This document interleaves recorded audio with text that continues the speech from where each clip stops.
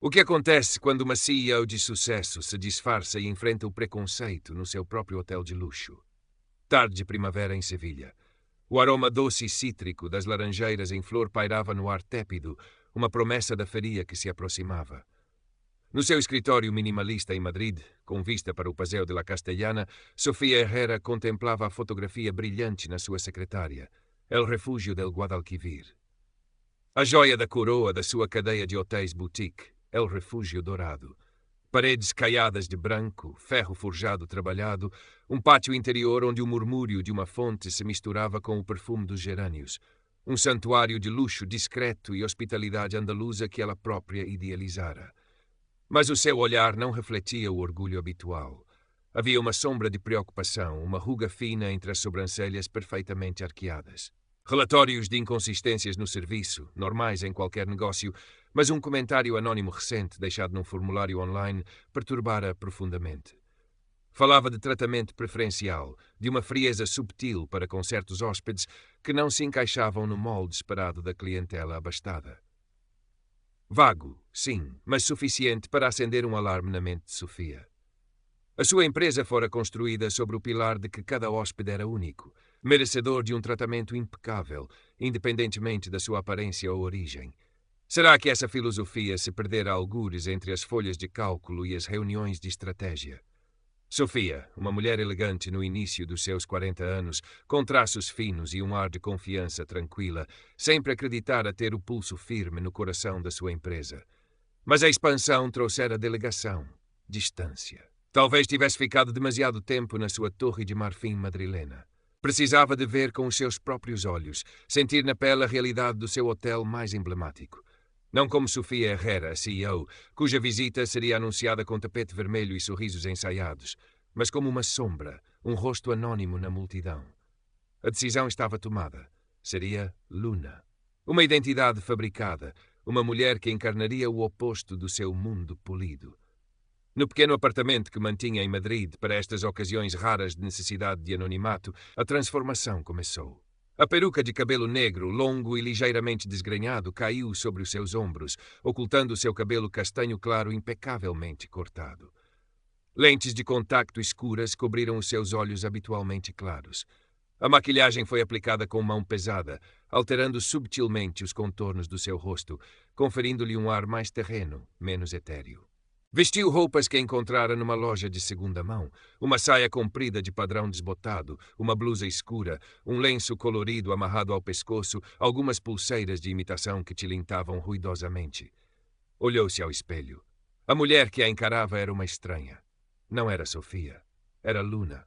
Uma figura que poderia facilmente ser confundida com uma mulher cigana de recursos modestos. Um estereótipo carregado de preconceitos naquela mesma Andaluzia cuja cultura ela tanto admirava.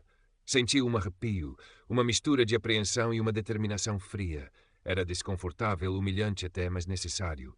A verdade, por mais feia que fosse, tinha de ser encarada. Horas mais tarde, Luna estava em frente ao El Refúgio del Guadalquivir. O sol da tarde dourava a fachada imaculada. Respirou fundo o aroma das laranjeiras, agora misturado com o burburinho distante do tráfego e o som de cascos de cavalos de uma carruagem turística que passava. A porta maciça de madeira entalhada abriu-se silenciosamente quando se aproximou. O contraste foi imediato. Do calor vibrante da rua sevilhana para a frescura silenciosa e perfumada do átrio. Mármore polido brilhava sob a luz suave de candelabros de ferro forjado. O ar-condicionado sussurrava. Ouve-se o murmúrio discreto de conversas e o som distante de um dedilhar de guitarra clássica vindo talvez do bar. Era o epítome do luxo discreto que ela criara. Mas hoje ela não pertencia ali. Sentiu os olhares, ou talvez apenas imaginou que o sentia. A sua entrada hesitante, as suas roupas, o seu próprio desconforto tornavam-na visível, mas de uma forma indesejada. Aproximou-se da recepção, um balcão imponente de madeira escura polida. Atrás dele um homem nos seus 40 e poucos anos, impecavelmente vestido com o uniforme cinzento escuro do hotel, cabelo grisalho nas têmporas penteado para trás com gel. Falava ao telefone com um sorriso profissional. A sua placa de identificação dizia Ricardo Vargas, chefe de turno. Quando desligou, o sorriso desapareceu enquanto seus olhos a varriam de alto a baixo, uma avaliação rápida e fria que a fez sentir-se como um inseto sob um microscópio. Sim, disse ele, a palavra curta, desprovida de qualquer calor ou boas-vindas. O tom era de impaciência contida. Boa tarde, começou Luna, a sua voz ligeiramente mais alta do que pretendia, tentando soar calma. Eu queria saber se seria possível tomar um café no bar do hotel, ou se há algum evento. Ricardo ergueu uma sobrancelha, um gesto mínimo, mas carregado de significado. O bar é primariamente para os nossos hóspedes, senhora. A palavra senhora soou quase como um insulto. Tem reserva? Não, eu não estou hospedada, admitiu Luna, sentindo o rosto aquecer. Pensei que talvez o bar fosse aberto ao público. Normalmente é, concedeu Ricardo, com um suspiro quase imperceptível, como se a sua simples presença fosse um fardo. Olhou para o relógio dispendioso no pulso. Mas estamos bastante ocupados hoje. Preparativos para a feria, sabe como é? Talvez fosse melhor procurar um sítio mais adequado na vizinhança. A sugestão era clara. Ela não pertencia ali. Aquele adequado pairou no ar, pesado e ofensivo. Naquele momento, um casal de turistas americanos, bronzeados e vestidos com roupas de marca, aproximou-se do balcão. O rosto de Ricardo transformou-se instantaneamente. Um sorriso largo e acolhedor iluminou as suas feições. Good afternoon. Welcome to El Refugio. How may I assist you today? A sua voz era melosa, cheia de deferência. Sofia, ou melhor, Luna, recuou um passo, sentindo uma pontada aguda de humilhação e uma raiva fria começar a ferver sob a superfície. O contraste era brutal, descarado. Era exatamente o tratamento diferenciado que o comentário anônimo insinuara, mas vê-lo, senti-lo na pele, era infinitamente pior. Decidiu não ir embora. Precisava de ver mais. Encontrou um recanto discreto num sofá de veludo num canto do átrio, parcialmente escondida por uma grande planta de folhagem luxuriante. Dali observou. Viu Ricardo ser a personificação da eficiência e charme com hóspedes que pareciam ricos ou importantes. Viu outros funcionários da recepção a seguirem o seu exemplo, embora talvez com menos frieza para com os menos opulentos. Mas a linha era clara. Havia uma hierarquia invisível de tratamento, e ela, Luna, estava firmemente na base. O seu olhar captou uma figura familiar a atravessar o átrio com um carrinho de limpeza. Era Helena, uma camareira na casa dos 50, rosto marcado pelo trabalho, mas com olhos vivos e expressivos. Sofia lembrava-se dela das suas visitas oficiais. Era uma funcionária antiga, discreta e eficiente. Viu Ricardo interceptá-la, repreendendo-a em voz baixa por algo trivial. Um vaso de flores ligeiramente desalinhado, talvez. Helena ouviu em silêncio, cabeça baixa, e depois continuou seu caminho. Ao passar pelo sofá onde Luna estava sentada, os seus olhos encontraram os dela por um instante. Helena hesitou. Depois ofereceu um pequeno sorriso tímido, quase imperceptível, mas genuíno. Um gesto minúsculo de reconhecimento humano naquele mar de indiferença calculada. Para Sofia, foi como um copo de água fresca no deserto. Nem tudo estava perdido. A decência ainda existia ali, mesmo que escondida nas sombras. Mas a tranquilidade foi breve. A raiva e a desilusão borbulhavam dentro dela. Não podia ficar ali sentada. Levantou-se, ajeitou o lenço no pescoço e caminhou com uma determinação renovada em direção à entrada do bar.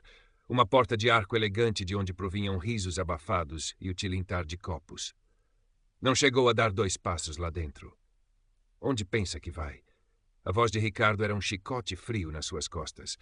Ele materializara-se ao seu lado, bloqueando-lhe o caminho, a sua postura rígida, o rosto uma máscara de desagrado mal disfarçado. Eu só queria ver o bar, respondeu Luna, tentando manter a voz firme. Já lhe disse, senhora, estamos muito ocupados. Este espaço é para os nossos hóspedes desfrutarem. A sua voz baixou para um murmúrio sibilante destinado apenas a ela. Não queremos perturbações. Gente como você. Ele não terminou a frase, mas o insulto pairou mais pesado do que qualquer palavra explícita. Por favor, retire-se, ou terei de chamar a segurança. Sofia sentiu o sangue a fugir-lhe do rosto e depois a voltar numa onda quente de fúria. Gente como eu, repetiu, a sua voz a tremer ligeiramente, não de medo, mas de uma indignação profunda. Ricardo fez um gesto de desdém com a mão. Não me faça perder mais tempo. Vá. Nesse preciso momento, ele virou-se ligeiramente para um bagageiro que passava e murmurou, suficientemente alto para que Sofia ouvisse claramente. Estas gitanas pensam que podem entrar em qualquer lado. Sempre a mesma história. O bagageiro deu uma risada nervosa e apressou-se a afastar-se. Foi a gota de água, a ofensa final. Aquele comentário casual, carregado de um preconceito tão antigo e feio, dito no coração do seu próprio hotel, um lugar que ela imaginara como um bastião de respeito e acolhimento. A dor foi física, um aperto no peito.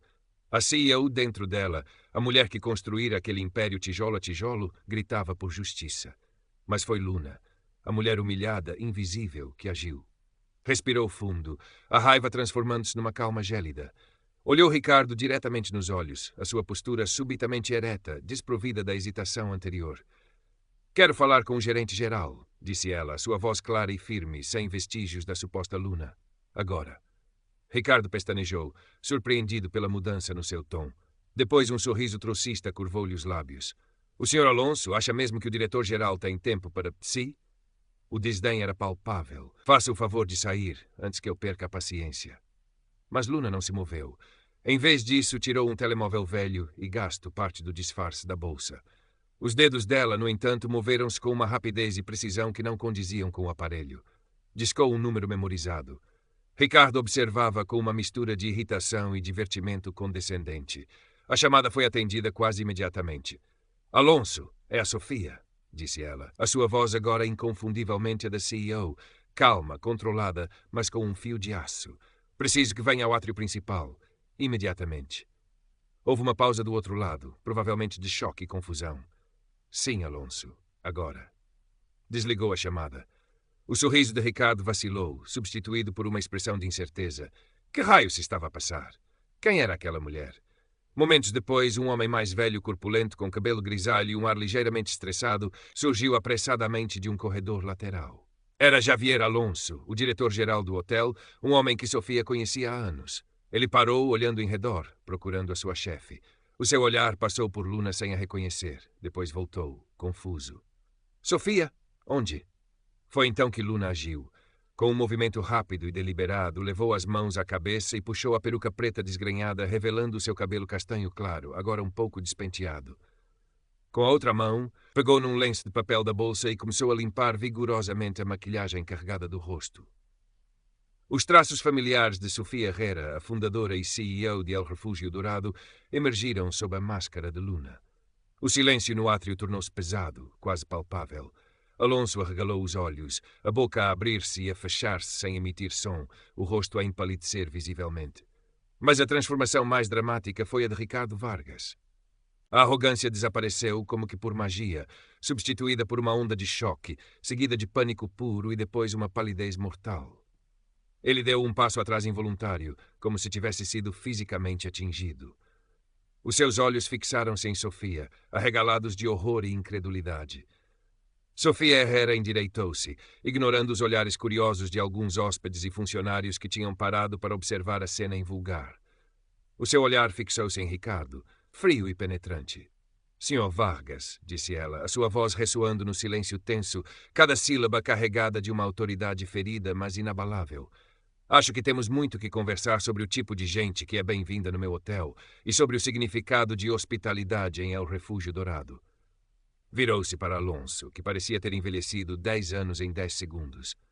Alonso, reúna o Sr. Vargas, a Helena da limpeza e quem mais estiver disponível da equipa da tarde numa das salas de reuniões. Imediatamente. A ordem foi dada com uma calma que era mais assustadora do que qualquer grito. O choque inicial deu lugar a uma atividade febril e nervosa. Alonso, gaguejando desculpas e ordens, conduziu um Ricardo trêmulo e lívido, juntamente com uma Helena visivelmente confusa e assustada, e mais alguns funcionários atônitos para uma sala privada adjacente ao átrio. Sofia seguiu-os, a sua postura régia restaurada, apesar das roupas desalinhadas e do rosto ainda manchado de maquilhagem. A porta fechou-se atrás deles, deixando o átrio a fervilhar de sussurros e especulações. Dentro da sala de reuniões, o ambiente era glacial. Sofia permaneceu de pé, enquanto os outros se sentavam ou ficavam encostados às paredes, evitando seu olhar. Ricardo estava branco como cera, incapaz de encarar Sofia. Alonso torcia as mãos, o suor a brilhar-lhe na testa. Helena parecia simplesmente perplexa e apreensiva. Sofia começou a falar, a sua voz baixa, mas clara, enchendo a sala. Não havia raiva explosiva, mas sim uma tristeza profunda e uma desilusão palpável. Passei as últimas horas neste hotel, começou ela. Não como a vossa CEO, mas como Luna. Uma mulher que pela sua aparência foi considerada indigna de um tratamento minimamente decente. Relatou em detalhe cada interação, cada olhar de desdém, cada palavra condescendente de Ricardo, culminando no comentário depreciativo sobre gitanas. Enquanto falava, olhava diretamente para Ricardo, que encolheu sob o seu olhar. Você, Sr. Vargas, não me tratou apenas com falta de profissionalismo, tratou-me com preconceito. Assumiu, com base na minha aparência fabricada, que eu era inferior, indesejável, alguém a ser descartado e insultado. Voltou-se para Alonso. E você, Alonso, como diretor-geral, é responsável pela cultura deste hotel. Como é que isto pode acontecer? Como é que uma atitude tão tóxica pode vicejar sob a sua supervisão? Alonso abriu a boca para falar, para se desculpar, mas Sofia ergueu a mão. Não quero desculpas agora, quero compreensão e mudança. O seu olhar suavizou ligeiramente quando se dirigiu a Helena. Helena, hoje, no meio de uma experiência profundamente desagradável, a sua simples gentileza, o seu sorriso, o seu respeito básico por outra pessoa, mesmo por alguém que parecia não pertencer aqui, foi um raio de luz. Você lembrou-me do que o Refúgio Dourado deveria ser.